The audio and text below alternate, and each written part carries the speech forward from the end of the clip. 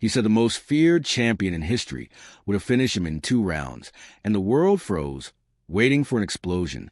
The older legend had crushed 66 opponents and ruled the heavyweight division for 12 years, longer than any man before or since. So when he told a New York boxing writer that the younger icon would not have lasted long against him at his best, every sports page waited. What came back was not a boast, not a rhyme, not a show, but one sentence so sharp and honest that it changed everything. It was March 12, 1976, and the retired champion was 62 years old, long removed from the ring, but never removed from greatness. He had stepped away from professional boxing 24 years earlier, after his last official appearance in 1951, and time had only made his legacy heavier. He now worked greeting guests at a famous Las Vegas hotel, a role that kept him close to boxing, crowds, and the kind of public life he understood. He was loved the way true giants are loved, not with the heat of the moment, but with the lasting glow of history. The interviewer was a boxing writer from New York, a man preparing to look back at the long history of the heavyweight crown. Their conversation moved across familiar ground, old fights, training ideas, and the long line of champions who had followed the retired king. Near the end came the question that always arrives when the past and present meet in the same room. Where does the current legend truly rank? The older champion did what he always did. Paused without hurry, weighing his answer like a man who knew his words would matter. He said the younger star was a great champion, and that what he had done in the ring was truly extraordinary by any serious measure. 3 title reigns, impossible victories, survival against odds that would have buried most fighters, all of it deserved real respect. And he said so plainly.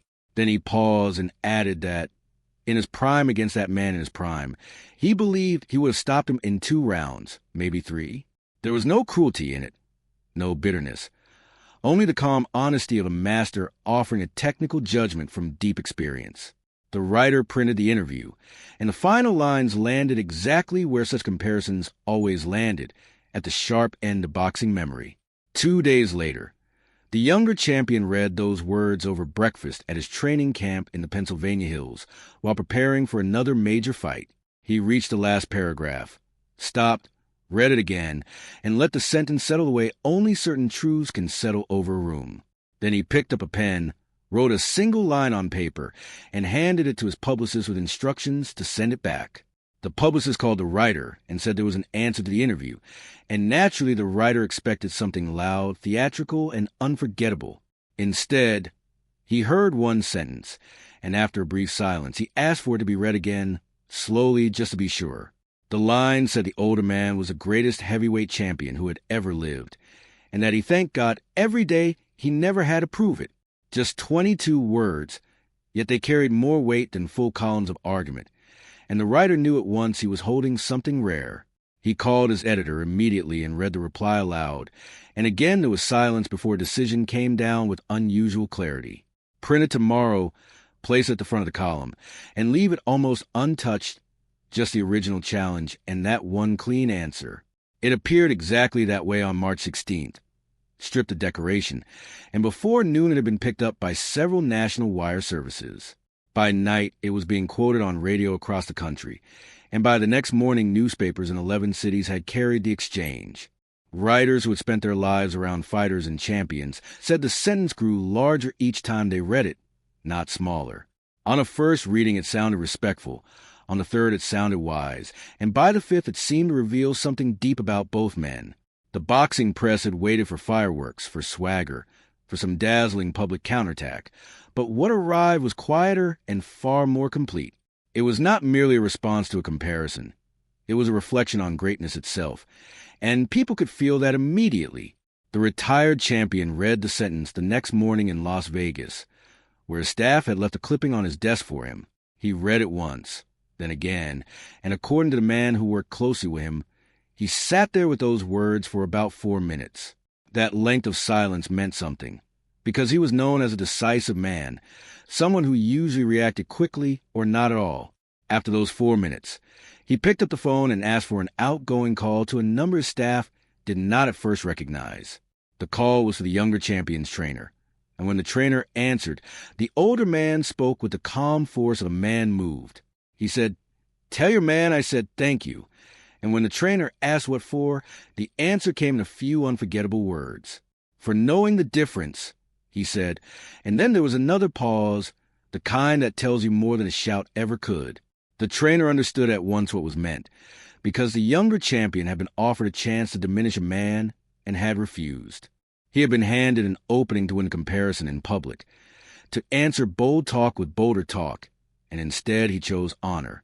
He knew the difference between beating a statement and respecting the man who made it, between seizing an advantage and showing grace. When the trainer passed along the message, the younger champion listened quietly and answered with one soft word. "Good." Then nothing more. That silence fit the moment perfectly, because the sentence had already done all the work, and anything added would only weaken it. Those 22 words achieved several things at once, which is why they still mattered decades after gloves were put away. They crowned the older champion without condition, without excuse, without qualification, placing him at the summit in the clearest possible language. At the same time, they revealed the younger champion's own greatness through relief, because saying he was glad not to prove it hinted that the older man might have been right. That kind of humility did not erase his own legacy. It deepened it, because it came from honesty rather than performance. He had built a career on prediction, rhythm, defiance, and dazzling public confidence. Yet here he did not argue, deny, or retreat into theater. He simply admitted that some tests belong to imagination, and that the honest response to an unprovable contest is not noise but respect.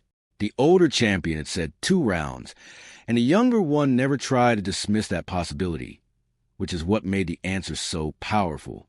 In 22 words, he said more about courage, security, and truth than most fighters say in a lifetime of interviews. There is a special kind of greatness that does not roar, does not flex, and does not need a crowd to understand its value. It appears in the right response at the right moment, when a man can protect his own stature without taking anything from another. The older champion had, in effect, given him 3 paths: deny the claim, boast back harder, or honor the statement and the man behind it. Only the third path required full confidence, because only a secure man can praise another giant without feeling his own legend shrink. That is why the exchange remains one of the most complete moments in boxing history, even though not a single punch was thrown. One sentence traveled from a training camp in the hills to a sports page in New York, and then across the country by noon. Another message traveled by telephone from a Las Vegas hotel to that same camp, carrying gratitude from one legend to another through a trainer's ear. That was the whole exchange, 22 words and a thank you, and somehow it was enough to say everything that needed saying. There is one final truth that makes this moment even richer, and the boxing world discussed it for years without ever settling it fully.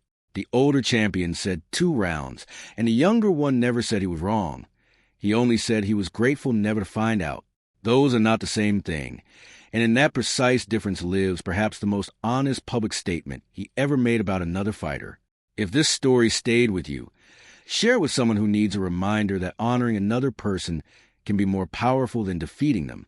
The reporter read the sentence again, then called his editor and said he had the response, and when asked what it was, he simply read the words exactly as they had been given to him. There was silence on the other end too, the kind of silence that arrives when a sentence lands with more force than anyone expected and cannot be improved by explanation. The editor told him to run it the next day at the front of the column, with only the original quote and that answer, stripped of everything else that might dull its impact. So on March 16th it appeared exactly that way, clean and bare, and by noon it had already been picked up by 3 wire services and sent racing across the country.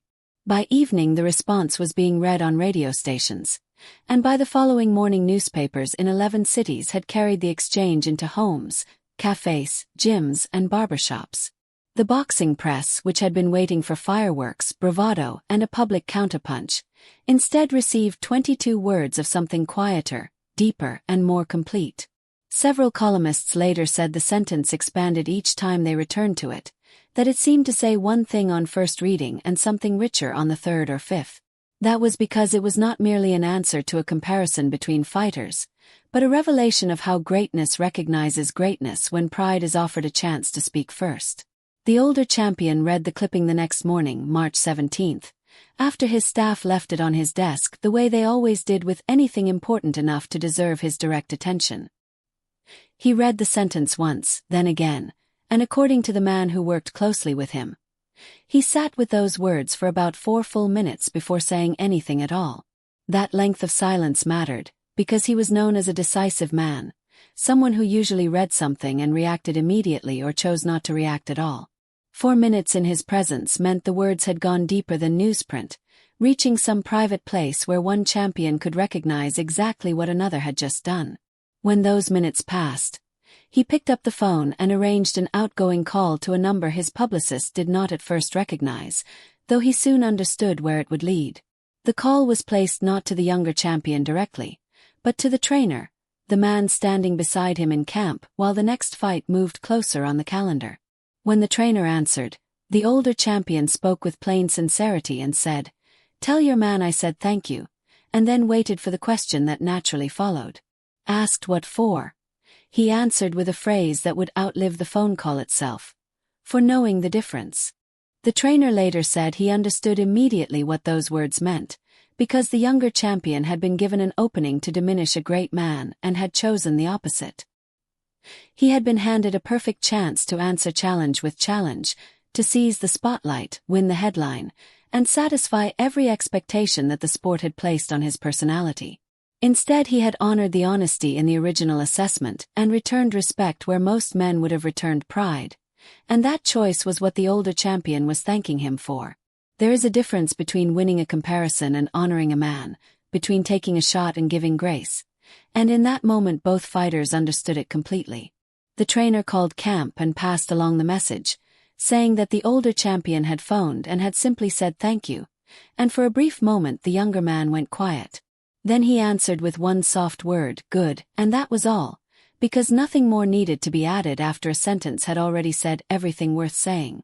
That is what makes the exchange feel almost cinematic even now, because the loudest figure in the room chose restraint, and the silent giant answered with gratitude instead of argument.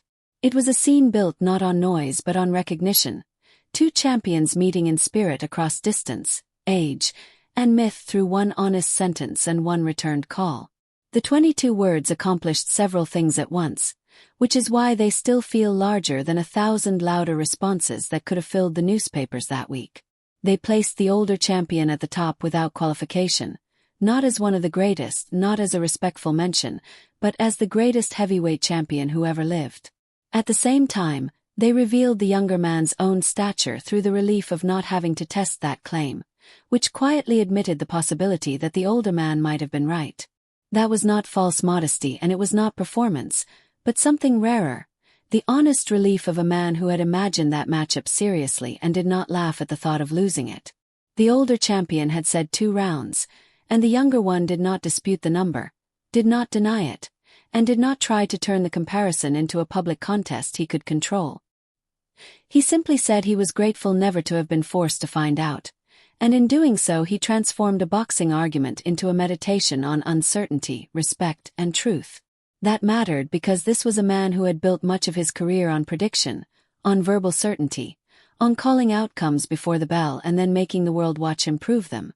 For such a man to answer this way was perhaps the most honest thing he ever said publicly about another fighter, more honest than the boasts, the rhymes, and the brilliant theater.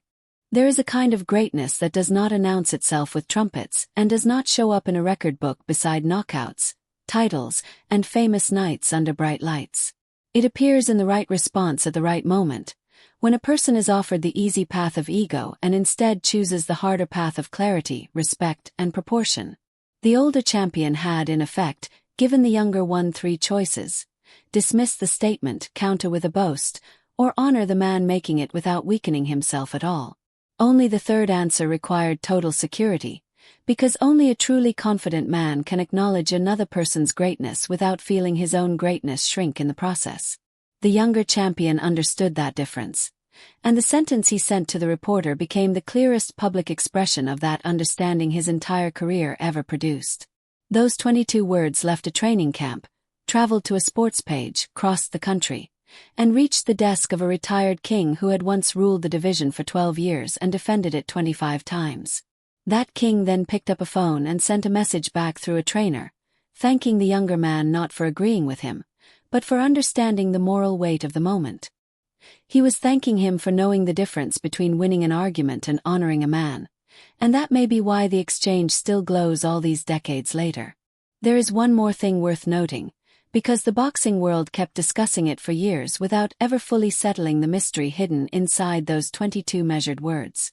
The older champion had said 2 rounds, and the younger one never said he was wrong. He only said he was thankful he had never been required to prove otherwise. Those are not the same thing, and in that narrow gap lies the precise brilliance of the response, because it acknowledges possibility without pretending certainty where certainty cannot exist. The fight never happened and never could happen, so the truest answer was not a counter-prediction but gratitude that such a test remained forever in the realm of imagination.